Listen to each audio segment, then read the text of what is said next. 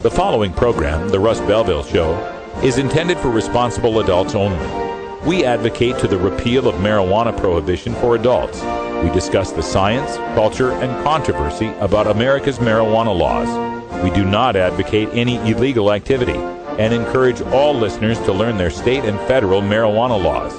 Opinions and claims made by guests and advertisers on The Russ Belville Show are their own, and The Russ Belville Show cannot be held legally responsible for their validity or reliability. Viewer discretion is advised. You take a seed, you plant it, you grow it, you dry it, you roll it, you smoke it. You take a seed, you plant it, you grow it, you dry it, you roll it, you smoke it, and it goes down smooth. Hey! Spanning the continent to bring you the truth about cannabis and marijuana law reform. I smoke pot and I like it a lot. From the promise of legalization. And I think that we need to rethink and decriminalize our marijuana laws. To the agony of prohibition. One major responsibility is to encourage people to use less drugs. The Russ Belville Show, the voice of the marijuana nation. Yeah, I hear you had a question for me. Now, here's your host, Radical Russ Belville. Good day, tokers and tokats, and welcome to the show. It is Tuesday, August 27th, 2013, and it's got to be 420 somewhere in the world.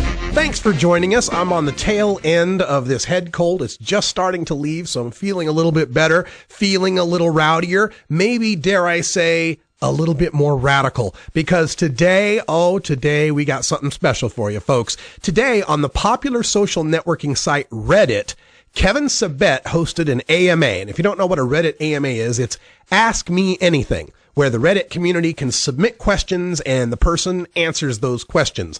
Well, I got a problem with a lot of Kevin Sabet's answers, so today, in an extended radical rant at the end of the show, we're going to tackle Kevin Sabet's Reddit AMA. You can also find it by going to rad-r.us/Sabet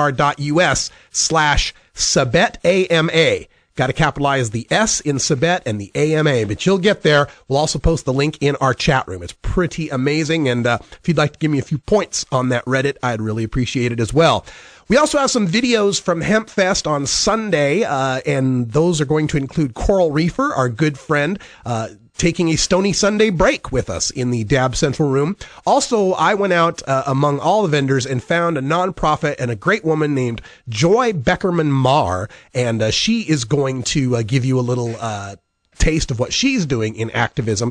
And I know the icon up there says main stage hip hop. I've actually got something different today, because our friend Melody Sheep out there at Symphony of Science has dropped a brand new tune called Monsters of the Cosmos. It's perfect for Electric Tuesday, so we're going to debut that one today instead of that hip hop video. I'll save that for Thursday, our Groovin' Thursday video. Makes more sense to put it there anyway. Also on the show today, we have got your daily headlines in our 420 radio news, including some news out of Connecticut where their medical marijuana program rules have been approved. The Attorney General is being pressured on that DEA-NSA connection. The Air Force has banned a Greek yogurt. We'll tell you why. The governor of North Carolina, who vetoed their drug testing for welfare bill, will be calling a special session to defend that veto. And here in Oregon, our state advisory committee for medical marijuana has suggested 2 prosecutors and 1 cop be a part of the panel that determines the rules for dispensaries. We'll give you a look behind that in our news as well. All that coming up on today's Russ Belville Show. Please stick around and think about becoming a supporter at 420radio.org.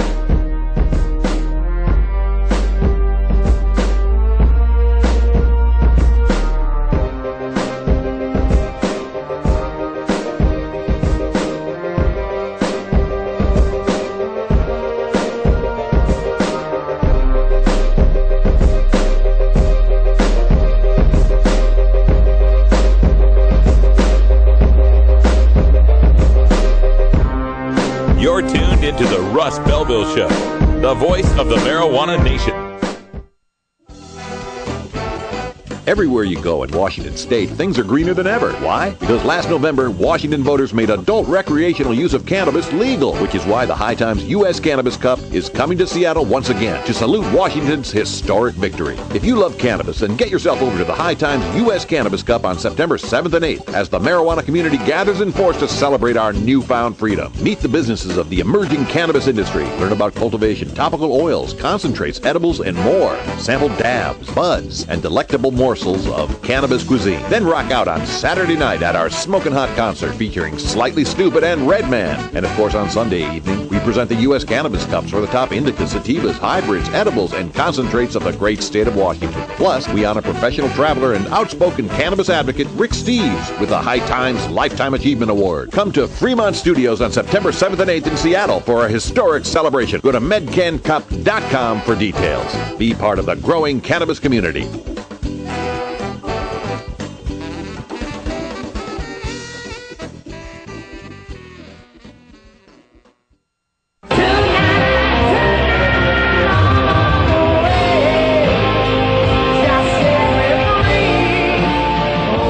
I've been playing rock and roll for a lot of years, and I've done it all. Now I do it without drugs. Hey, don't get me wrong, I still party with the best of them, but now I do it clean. You know, I'm on top of everything I do.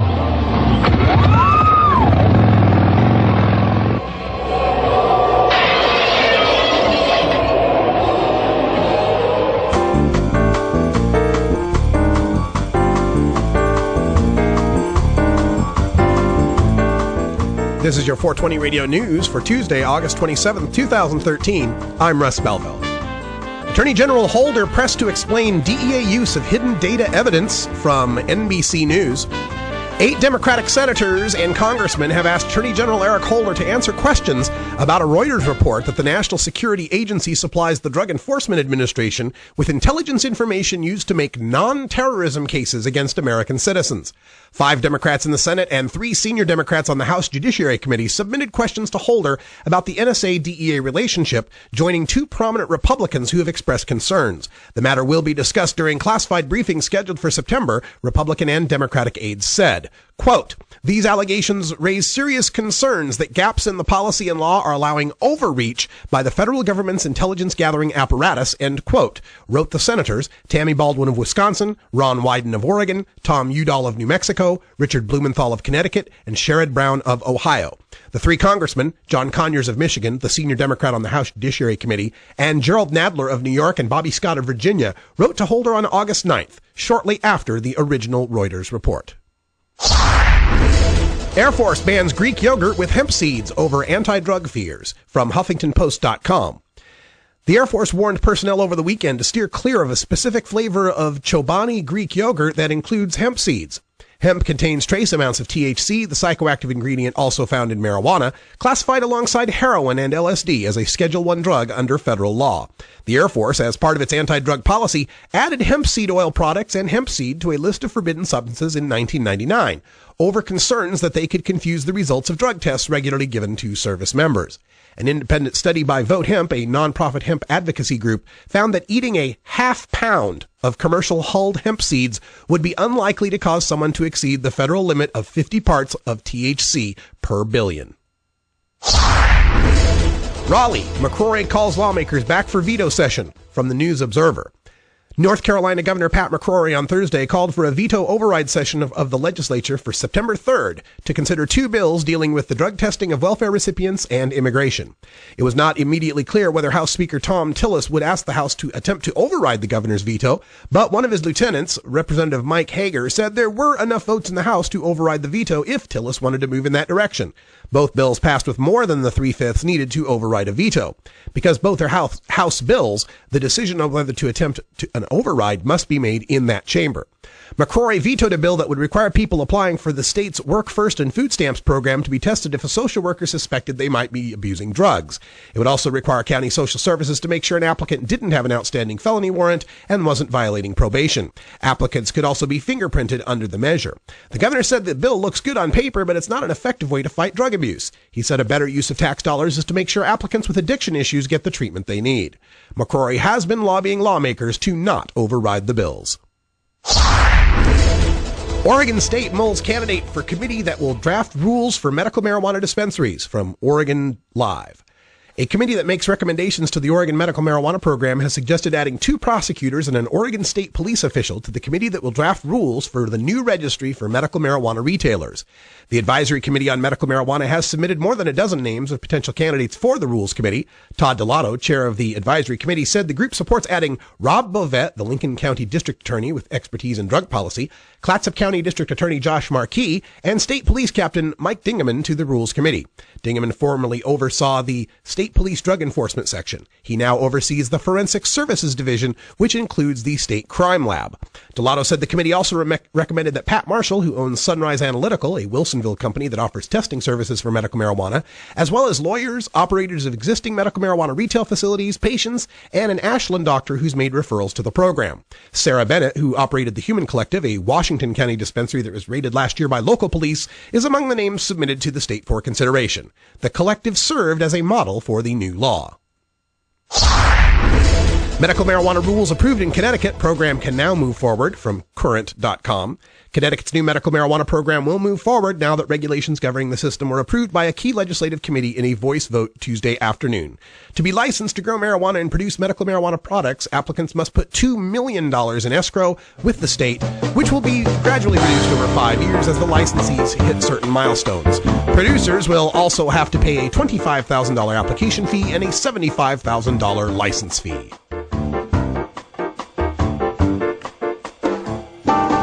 This has been your 420 Radio News for Tuesday, August 27th, 2013. I'm Russ Belville. When we come back, we spend a stony Sunday with our friend Coral Reefer at Dab Central at Seattle Hempfest a couple of Sundays ago. You're listening to The Russ Belville Show on 420radio.org. We'll be right back after this.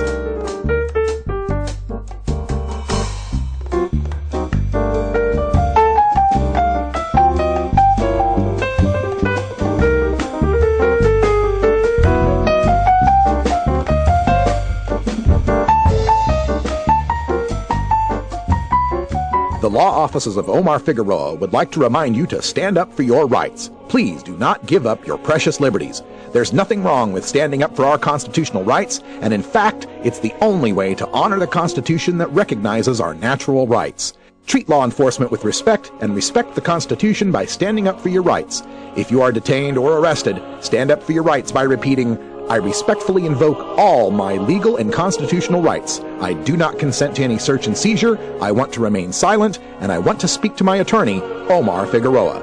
Omar Figueroa has more than a decade of experience in federal and California courts and graduated from Yale University, Stanford Law School, and Trial Lawyers College. Please contact the law offices of Omar Figueroa at 415-489-0420 or 707-829-0215. Or on the web at www.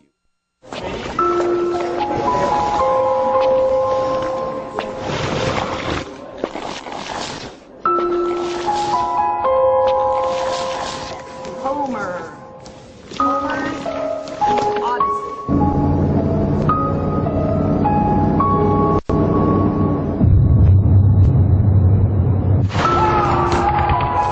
Somebody has to say something.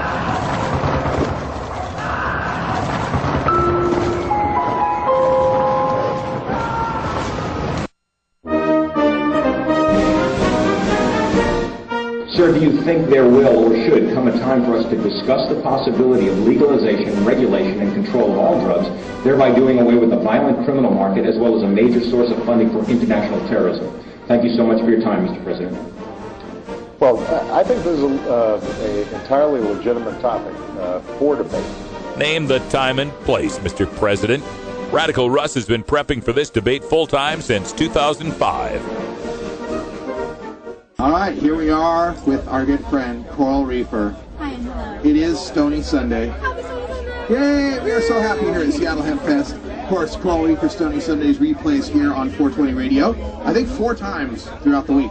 Oh, that's awesome. Yeah, but you can get the whole but you can get the whole website at StonySunday.com. There's like 145 episodes now. Wow, 145. Yeah. That's the thing about doing this. I was just on a panel about cannabis and social media, and we've been on a few of these panels. And the number one thing we keep talking about is just keep doing it. Yeah, consistency. Even if you think no one's watching, just make something you're proud of and keep going. Yeah, eventually they watch. And if you need them to watch some more, email us. We'll help you. We'll tell you how this works. Yeah, there's like a whole new crop of bloggers and people that are posting on all the different social networks. People are feeling more empowered. It's awesome. Yeah, and you reach a big, big audience. I mean, I'm sure you get people worldwide that are writing. Today during Sunday Live, there was Switzerland and Norway, and I was like, I want to come visit. Cape Town, South Africa too. I get a lot from the Scandinavian countries too. Yeah. What's up with Norway and Switzerland? What about Australia for you? New Zealand is the big one. Big out in New Zealand. We love you, New Zealand. But I thought since it was Sunday and since it was Hempfest and since we're legal here, we could enjoy. This is the official Oil Slick Happy Daddy 420 Radio handmade bong of Hempfest with some Blue City Diesel. You like Blue City Diesel? I don't think I've had it. All right, well, you will now. Adding to the strain list. And so, ladies first, we'll let you take the first ceremonial ringer. Oh, thank you. No hempwick. No hempwick. I've got one on the pipe over there.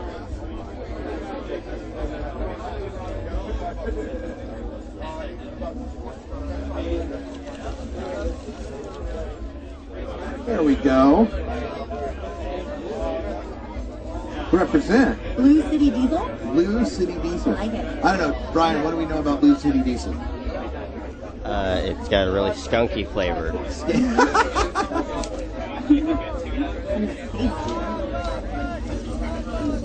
I think it's a cross off the New York Diesel. I'm not positive. I love the sticker on the bong. I do bong jewelry on mine too. Bong jewelry? Do you bedazzle the bong? I have. It's been done. And then bracelets as well. They're removable. What about bong underwear?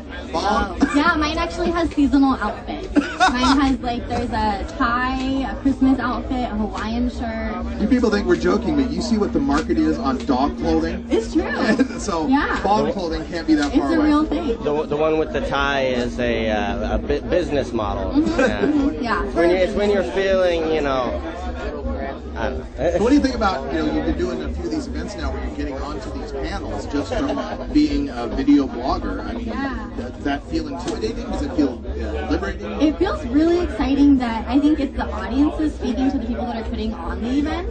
Like the people running the events don't always know what everyone's paying attention to, and I feel really connected to my audience, and so I feel like it's a really great opportunity to see them in person and live, and it's going to keep happening as they keep asking for people they want to see at these panels. They keep asking for radio hosts and YouTubers and people that maybe the event promoters aren't thinking of right away. We're not rock stars, we're not these crazy celebrities, but we have a lot to say, and we've been in the industry, and it's been really amazing. And for people out there that are in, Texas, Tennessee, places where it's a little less free, they kind of get a vicarious thrill out of, oh man, that's so cool you're able to do that. Yeah, they're not able to really speak their truth about cannabis as freely, so I think it's really empowering to see people that can, and they want it to keep happening. So we have to keep supporting events like this that not just have booths and food and things to buy, but also have the speaking engagements and opportunities to learn.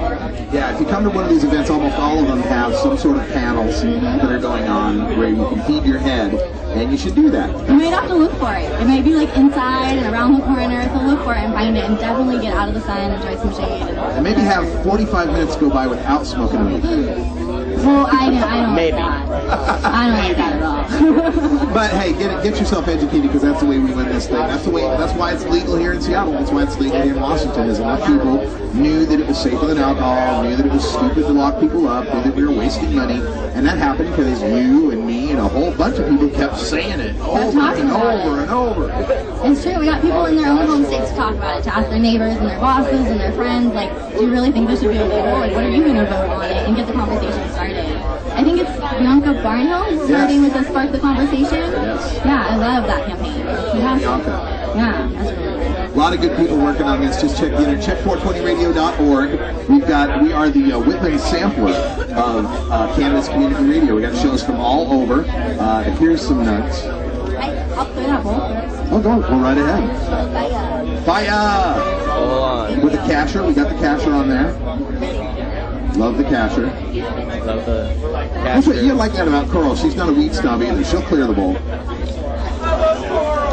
She'll clear the bowl. She's alright with that. Yeah. Holy crap.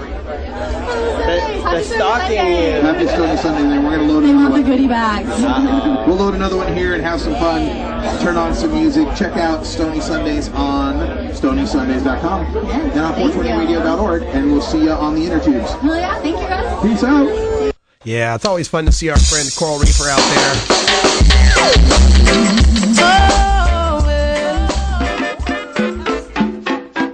Libramator got a little crazy there. Let's try this again, Libra. There we go. So much stuff going on. We got Brian the Rant stopping by. How you doing, Brian? I'm doing all right, Russ. Had a lot of thanks for running the camera on those interviews. And yesterday we played your vaporizer interviews. Good work on those too. Thanks very much. Let's enjoy a bong. Woo. Back in a sec. Oh, have you ever met that funny reefer man? A reefer man. Have you ever met that funny reefer man? A reefer man. If he said he swam to China, he would sell you South Carolina. Then you know you're talking to that reefer man. Ever wonder how often to change your bong water? The most effective method for baking pot brownies? The best destinations for a ganja getaway? How to hide herb in your car? Whether to grow your own? How precisely to legalize it? Or how something as wonderful as marijuana ever got to be illegal in the first place? Finally, you can find all these answers and much more in the official High Times Pot Smoker's Handbook, featuring 420 things to do when you're stoned. Since 1974, High Times magazine has covered marijuana in all its aspects and wonders, from cultivation to legalization to the herb's enduring and exalted place in popular culture. Packed with inside information, the official High Times Pot Smoker's Handbook wove all of this collected wisdom together into a single indispensable ganja guide, including an entertaining look at marijuana's history, profiles of herb-friendly travel destinations and festivals, favorite potluck recipes from the High Times staff, smoking skills, advocacy and activism, essential marijuana movies and songs, profiles of famous cannabis strains, comprehensive growing information, celebrity endorsements, and much more.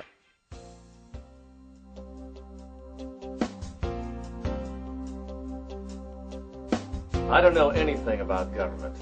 Luckily, Terry Joyce does, and she tells me what to think, say, and do. Terry Joyce was a carnival freak for years. I'm not wearing any pants, and Terry Joyce is going to fight for my right to get them back. That's why I'm asking you to watch the Hollywood Hempfest Hour with Terry Joyce. Trust me, I medicate.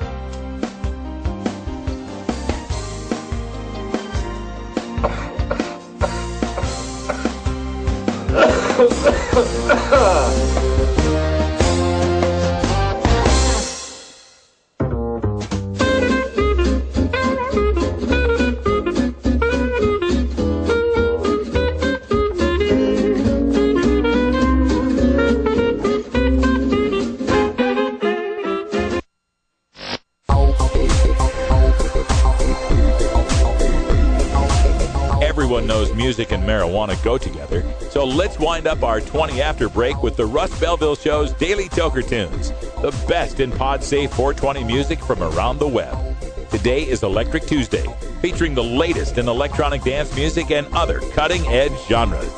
You can get downloads and more information about all our Daily Toker Tunes by visiting music.radicalruss.com. Now, sit back and enjoy your Daily Toker Tunes. All right, welcome back, everybody, and welcome back to the show, our good friend Bacon Dan. How you doing, Dan? Oh, not too bad. My voice is hurting a little bit today after a very rough night of karaoke last night, but all in all, I guess that's kind of a first world problem, so I can't complain too much. Oh, I thought you were going to complain about, screaming at the Timber Sounders game or something. Oh, I am thoroughly annoyed at that, but I have to give the city of Seattle much credit. 67,000 fans, the largest ever MLS crowd in the history of Major League Soccer. It just would have been better if we won, but we got a Sounders game. Sounders are coming here to Portland, and I will be there to boo them mercifully. Yeah, that's right. That's right. Now, I have a bit of a surprise for you because I was putting the show together this afternoon, and I looked up for the uploads, and I didn't see one. And Gothic Prophet let me know that there was a new Symphony of Science tune. So I'm going to go with that tune today, but we'll use the tune that you just uploaded the following week, if that's cool. All right, that works. All right. So what do you got planned? We got some stuff coming up here. Are you going to be in Portland for the Portland Hemp Stock or heading up to Seattle for the Cannabis Cup? Still waiting to see how if I'm going to get the full weekend. If I get the full weekend off from work, I will be in Seattle. But unfortunately, if I can't, since I work most Sundays, I will at the very least be at the one here in Portland. All right. Well, I just got my 6 vendor passes for the Seattle Cannabis Cup, and one of them's got your name on it if you can make it up. Awesome. Absolutely. And one of them's already spoken for as far as where I'm staying up in Seattle. So I've got room for, well, Bacon Dan and 3 more people if you're going to be in the Seattle area and want to be a part of the 420 Radio booth, help me sell some merchandise, tell people about 420 Radio and so on. Just let me know. Go to our contact form at 420radio.org/contact. And Bacon Dan, we'll have to head out again sometime and do some karaoke from hell once I get my voice back. Oh, sounds good, man. All right. Thanks for all your help. And sorry I didn't get in touch with you earlier on that upload, but we'll have that for next week, okay? All right. Sounds good. This is Symphony of Science now. New video, Monsters of the Cosmos. I will travel where no man has dared to go. Into the black hole. Why, that's crazy. If you fall in, you never come out. Stretching you from head to toe. Death by black hole. There are monsters out in the cosmos that can swallow entire stars. Inside these equations, there's a monster. Anything that strays too close will be pulled in. Gravity is infinite at the center of a black hole. Time stops. Space makes no sense. Every galaxy has got one big black hole in the middle and millions of smaller black holes. An anomaly of gravity so strange. Nothing is more seductive. There are monsters out in the cosmos that can swallow entire stars, that can destroy space itself, completely invisible. Anything that strays too close will be pulled in. In the last century, black holes have gone from being mathematical curiosities to real objects in the cosmos, seemingly crucial to the formation of galaxies. Nothing can escape it, even light. There must be millions and millions of black holes. Millions and millions and millions zipping around our galaxy. Nothing there to light them up. Millions and millions of black holes. Millions and millions and millions zipping around our galaxy. Nothing there to light them up. At the heart of a large black hole is a singularity. It's a point of infinite density. The accepted laws of physics break down.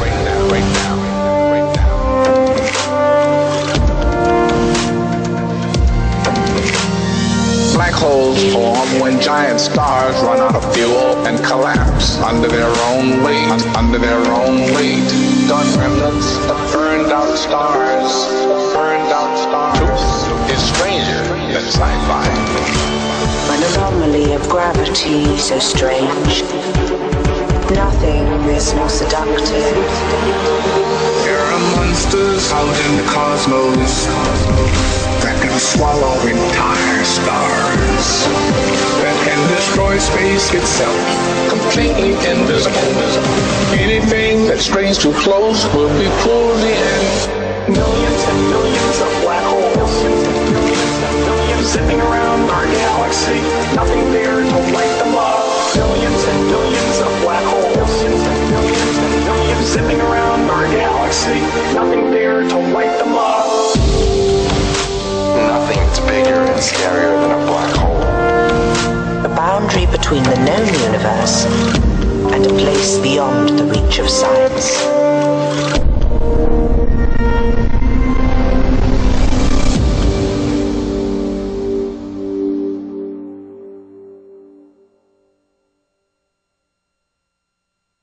Sergeant Craig Simpson. There are other tests which officers can perform that may help them to make this determination.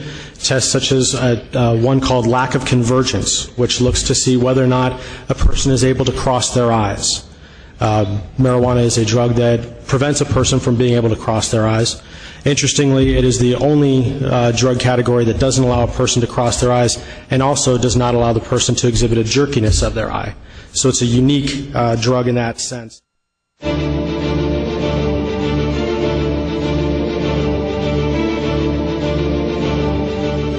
There was one question that was voted on that ranked fairly high, and that was whether legalizing marijuana would improve the economy and job creation. And I don't know what this says about the online audience, but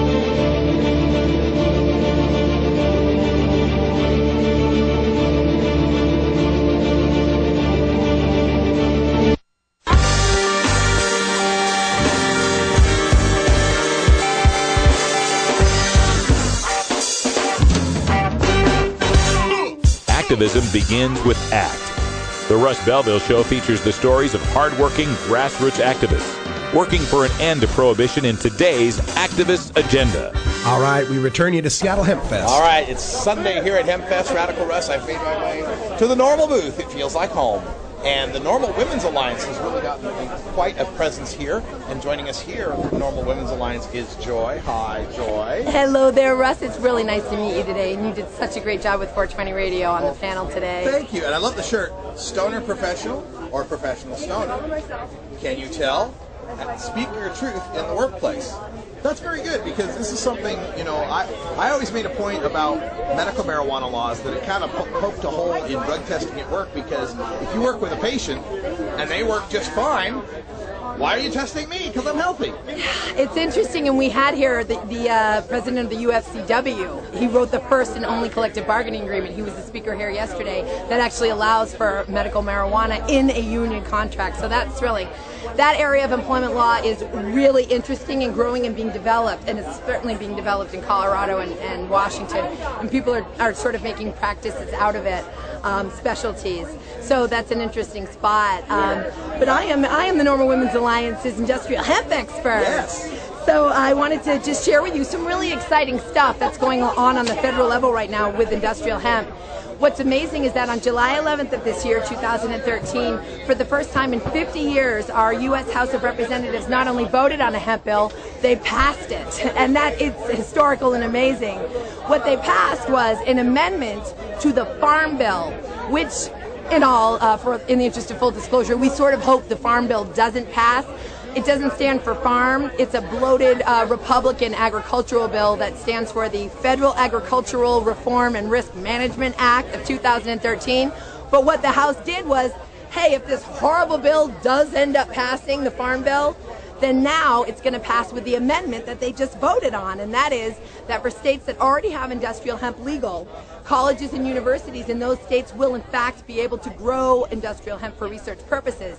But beyond that, we have two very exciting things happening on a federal level, and that would be H.R. 525 and Senate Bill SB 359. They mirror each other, and the short title of both of those bills is the Industrial Hemp Farming Act of 2013. And in short, what that bill seeks to do, or those bills seek to do, is remove the words industrial hemp from the definition of the word marijuana within the Controlled Substances Act. So the minute the words industrial hemp are removed from the definition of marijuana from the Controlled Substances Act, no longer a controlled substance. Obviously, it has no business being there. The DEA is the only one that can issue permits to grow industrial hemp, but there's a catch there. They don't issue the permits. So the fact that that's happening is huge, and our own Washington Representative Jim McDermott from my own legislative district, is one of the 17 co-sponsors out of all of those hundreds of representatives. He's one of the 17 co-sponsors of HR 525, so we're very proud of Jim McDermott. We also have 3 industrial hemp bills going forth right now in the state of Washington, so there is just huge movement going on. So folks, we're moving forward on every front of cannabis, sativa L, both cultivars, marijuana, and industrial hemp. Awesome. Yes, news. yes. And I know that recently there's been a couple of states that have amended their state hemp law, because previous hemp laws were, well, as soon as the DEA gives you a permit, go right ahead. Yep. And I think it was, Maine that changed theirs, or maybe it was Vermont. I'm not sure. It was probably Vermont. Right. And so this bill that's going through will affect both the states, right? The ones that say you have to have a permit, and of course the ones that say you don't have to have a permit. Yes, well, and we get back to that same old, the feds rule the land. So whatever the states are doing, I certainly believe in the states' rights, but the feds certainly aren't making any distinction right now. They don't really care what laws the states pass. They're going to control industrial hemp unless these 2 bills can pass. And they're the only ones who can issue the permits, and they simply refuse to issue them. Yeah. It's the only legal industrial hemp grow that we've had in this country since the last legal grow in 1958, post-war efforts, Hemp for Victory, was between 1999 and 2003, and that was the Hawaii Industrial Hemp Research Project. And that was amazing, and Dr. David West, who is, I think, the world's foremost botanical resource and botanical expert with regards to industrial hemp and even marijuana, he was the head research scientist for that grow. But that's in 2003 that ended. So, but the bottom line is we feel so hopeful, and we feel very inspired by what's going on the federal level right now with Polis and Blumenauer, who are really our 2 main champions. Your representative. Just very proud of them, very inspired by them, and hopping on their bandwagon, and things really are moving forward on a huge level. And I know you have another cause that's dear to you. I see the button there, the Lily button. Indeed. Let's talk a little bit about Lily. Indeed, let's do that. So Billy Fisher never really had custody of Lily because he was working in Idaho, and Lily was from Spokane. And I guess the long story short is that the most important part to know about this story, the part that matters, is that Lily's mother has some emotional instability, and she's missing right now, actually. Nobody knows where she is, including the courts, and they're in the middle of a massive court session, court procedure. But he has this degenerative disc disease, and he treats his degenerative disc disease with medical marijuana. And the state of Washington has decided that the foster system would be a more appropriate place for his daughter Lily because he treats his degenerative disc disease with medical marijuana. He's a responsible, hardworking, intelligent young man. I've never seen such a loving, caring father. And Lily is most definitely not in better hands being in the foster system. Child Protective Services has absolutely stomped all over his rights, is putting him through a litany of legal hell and hoops that there's absolutely no need for him to jump from. He could actually be a role model for many other dads. So we are very much hoping for some court justice.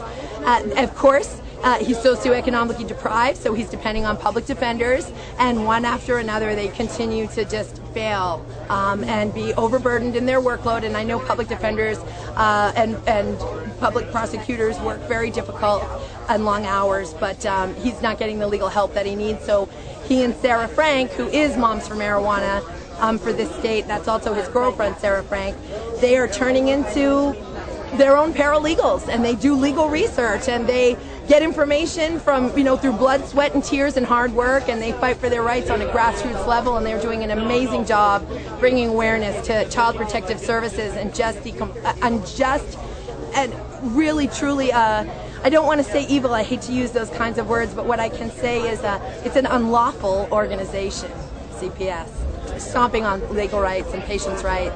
Yeah, we're going to focus on that a whole lot more. I've got an assignment for Alternate to write about. Yes! So I'd like to talk to you and some of these other activists about it because it's new to me. I've got one of those. Okay. I've got one of those buttons already. It's a new subject to me, but the more I learn about it, the more it's even more insidious than the whole private prison system for profit. Worse. Which I always thought was bad, but at least in the private prison system for profit, you went through a court and a regular law applied to you. The CPS stuff, they're making up the rules as they go. And family court is a very, God bless everybody who has to deal with the family court system and is responsible for it, but it's a system you don't ever want to have to put your finger in, because once you're in it, it's not like civil law and civil court. Family law and family court is totally different from criminal law, totally different from civil law. It's a system you never want to get involved in, because once any one of us are under a microscope, you can find anything to basically attack someone's parenting. Yeah. So, and that's what happens when you're involved in family court.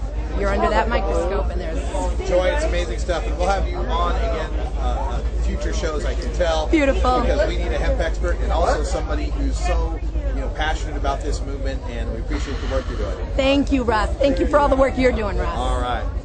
And one last thing. Can I have you say your name and you're listening to... As Joy Beckerman-Maher at the Normal Women's Alliance booth. Big thanks to her for standing up for the movement, especially the CPS stuff. Like I said, we're going to give you more information on this Child Protective Services nightmare. We'll have a lot more. We may even do a week on it and just kind of expose some of the nightmares that are going on in the name of trying to protect the kids from their own families. Perfectly decent families, perfectly decent parents whose only crime is smoking or growing some weed. When we come back, we have time for a radical rant. I'm attacking Kevin Sabet's Ask Me Anything on Reddit. We'll be right back after these messages from our 420 friendly sponsors. Support these advertisers because their ad money goes straight to the Russ Belville Show.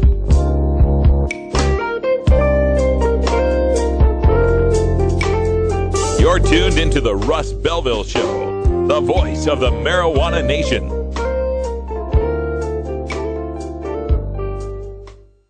If you're an adult who enjoys a good beer, there's a similar product you might want to know about. One without all the calories and serious health problems.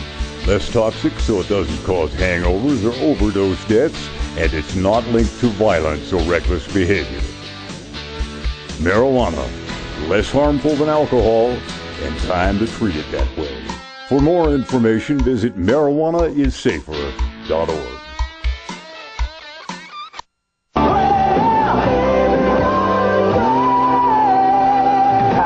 I'm John Bon Jovi, and I've been given a script to talk to you about drugs, rock and roll, having fun, a good time, and all that good stuff.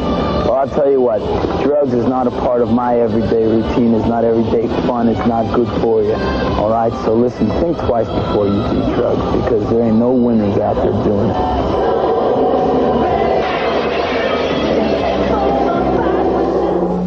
We're locking up people that take a couple of puffs of marijuana, and the next thing you know, they got 10 years. They've got mandatory sentences, and these judges just say, they throw up their hands and say, there's nothing we can do. There's mandatory sentences.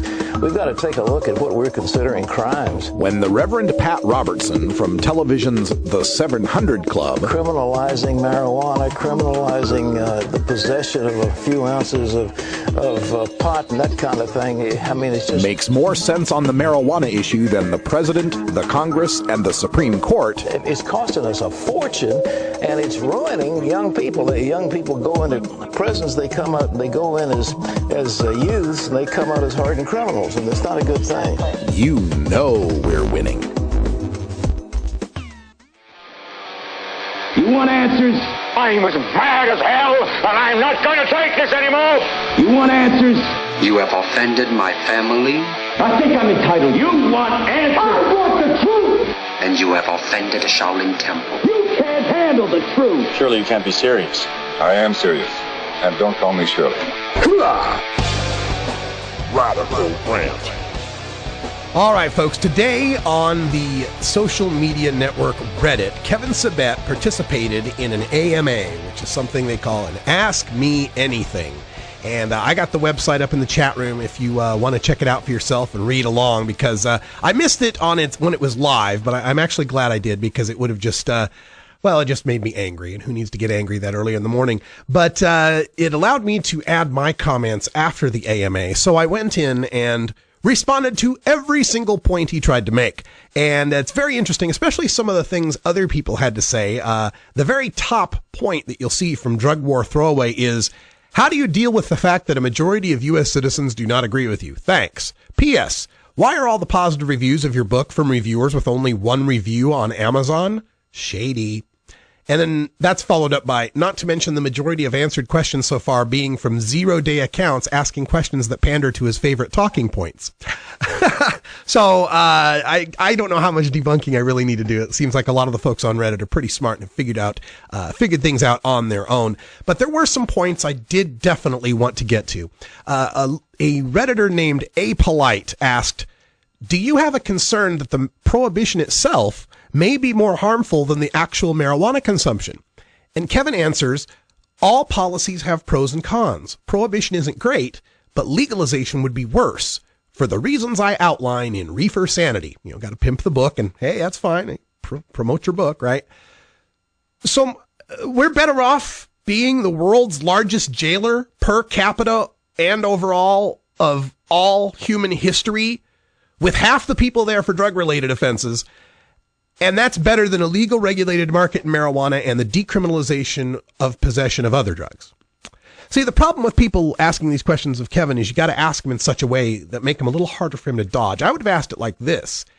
Can you explain to us how prohibition of marijuana is better than its legalization, but legalization of alcohol is better than its prohibition? See, we have this experience back in 1920 through 1933, where we, to save the children, banned alcohol. We saw how that turned out. Let's go to another question. A person named MS Deck asked, is it fair to say that the middle ground Project Sam is seeking when it comes to cannabis still includes the use of SWAT teams, courts, and a lifelong criminal record? If it is not fair, could you please explain in detail how it is not?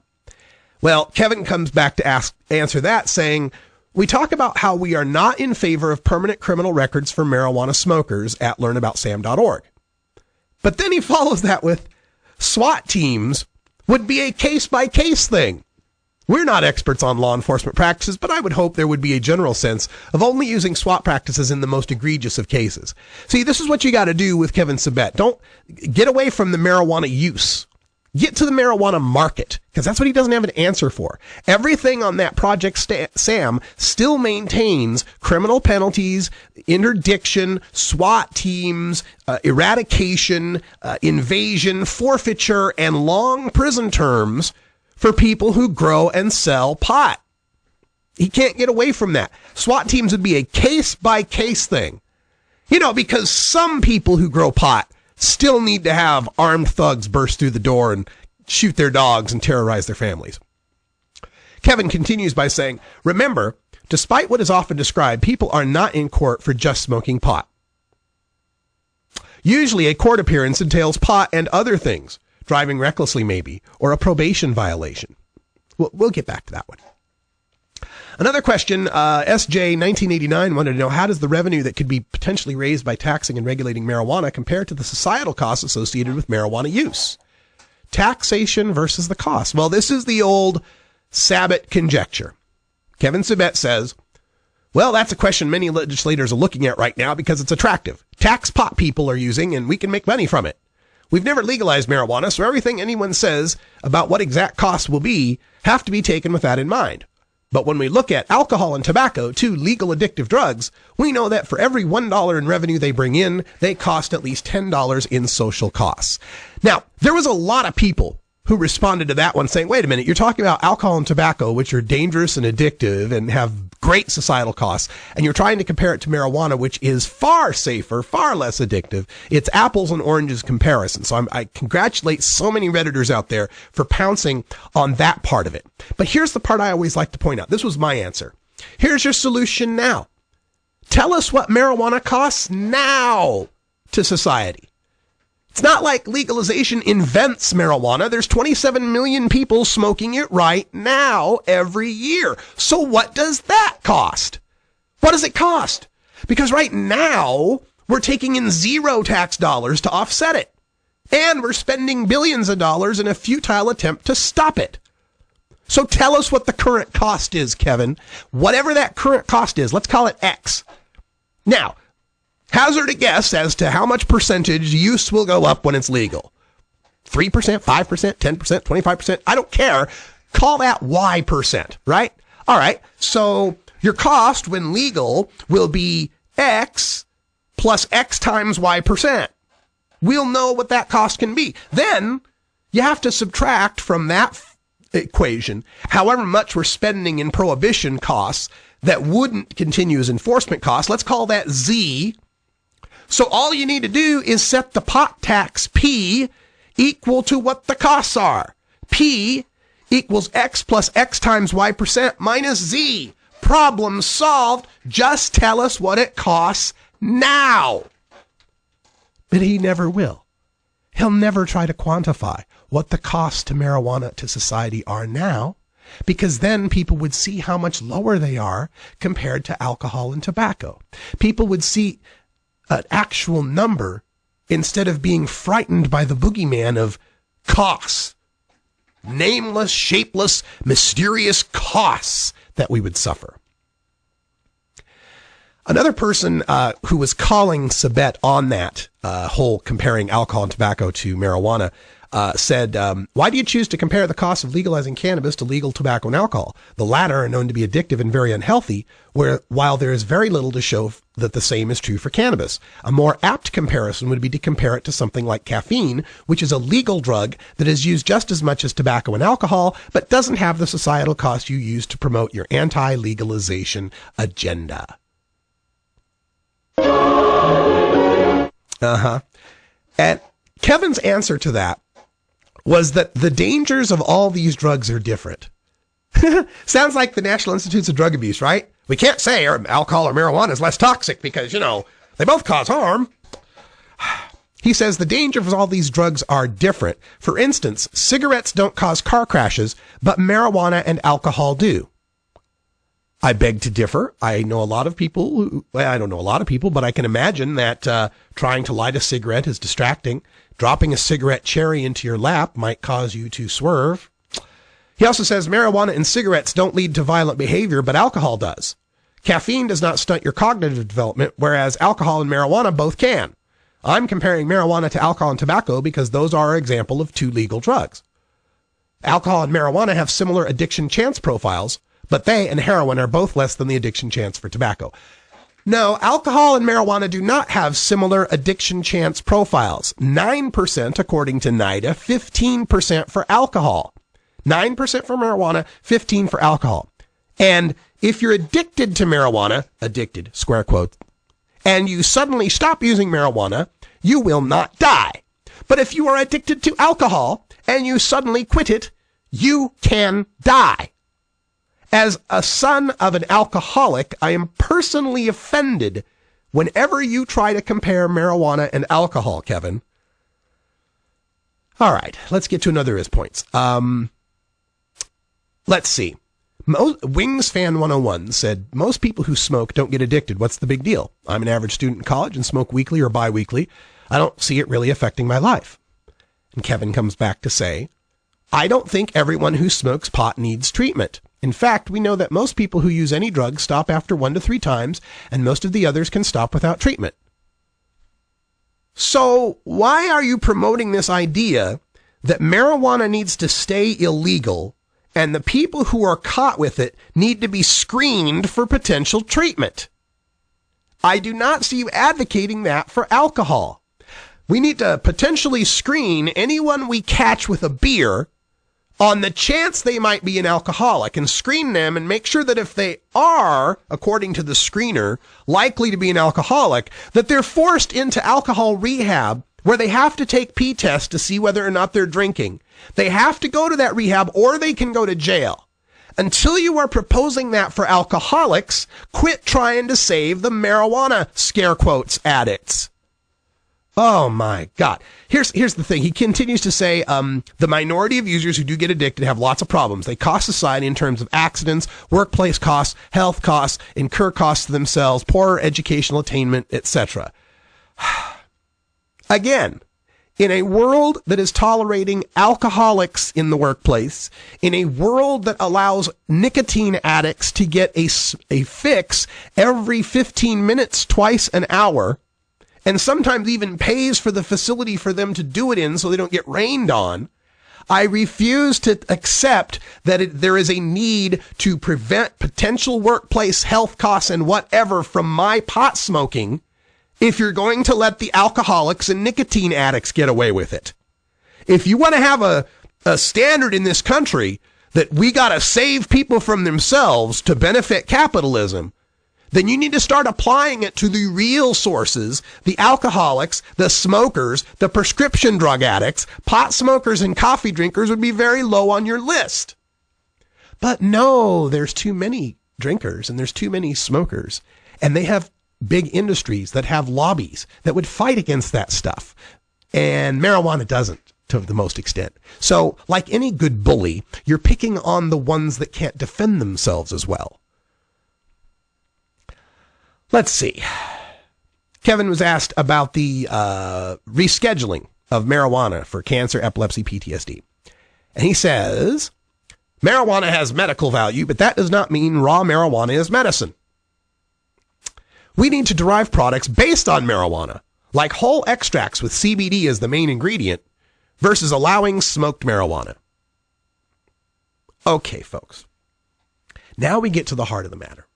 And the heart of the matter is that this is all a defense for the paradigm of synthetic, processed, patentable, marked up pharmaceutical medications.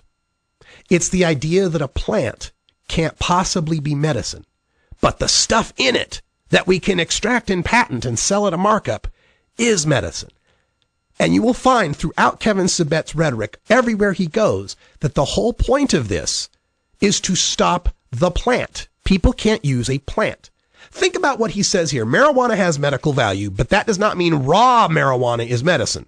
We need to derive products based on marijuana, like whole extracts with CBD as the main ingredient, versus allowing smoked marijuana. Oranges have a nutritional value, but that does not mean raw oranges are beneficial. We need to derive products based on oranges, like whole juices or vitamin C pills, versus allowing eaten oranges. This, I don't know how much more I can express how this is the core of the argument. It's to fight the plant. When Kevin says medicine, he doesn't mean substance that aids healing. He means substance approved by the FDA that is standardized and patented. That is the core to this. And when we go further down into another one of his answers here, he talks about how people shouldn't be, he's long time talked about not allowing the smoked marijuana. That's always been one of his things. We can't have smoked marijuana. But further down in this AMA, I'm trying to get to the bottom of it here, he actually goes ahead and says that we should not allow, oh, here it is. He talks about Connecticut. Someone asked about Connecticut's medical marijuana law. What is the most important piece of any regulation for medical marijuana? This is asked for Kevin, and Kevin says, keep it for cancer, MS, AIDS, and epileptic patients only, and have it be non-smoked. No need to smoke, vape, or eat it. That shows you right there that his entire point here is you can't have the plant. You just can't have the plant. Previously, it was always about smoked marijuana, how bad the smoke is. Smoke is bad for your lungs. No medicine is smoked. And then we came forth and said, okay, yeah, all right, sure. How about vaporization? How about we vaporize the bud, vaporize the oil, vaporize it so that it is heated to the point of the vapors, the medically beneficial cannabinoids, being able to be inhaled with its rapid dose delivery and self-titration without any of that harmful, pesky smoke you have a problem with. Oh, now suddenly it's not the smoke. Now it's the smoking or vaporizing that's a problem. Yeah, somehow he wants to keep it for the cancer and AIDS patients. The cancer and AIDS patients who may be puking violently, either from chemotherapy or their cachexia. And rather than allowing them to vaporize and take an immediate hit and get immediate reaction and immediate relief from their nausea, he expects them to take some sort of pill or extract, swallow it, not vomit it back up for 40 minutes, and then hope they took enough to work, lest they have to take another pill and wait another 40 minutes and not vomit again while they're severely nauseous. I encourage you to check out this Reddit AMA because it is fascinating as hell, some of the things Kevin Sabet has to say. I encourage you to check it all out. There's more in there about, oh no, big tobacco and advertising. I've got a piece on hightimes.com right now about that angle. I encourage you to check that out as well. Whew, that's all the time we got for today. For Brian the Red, I'm Radical Russ. Thanks for joining us. And until next time, take care of each other, tokers.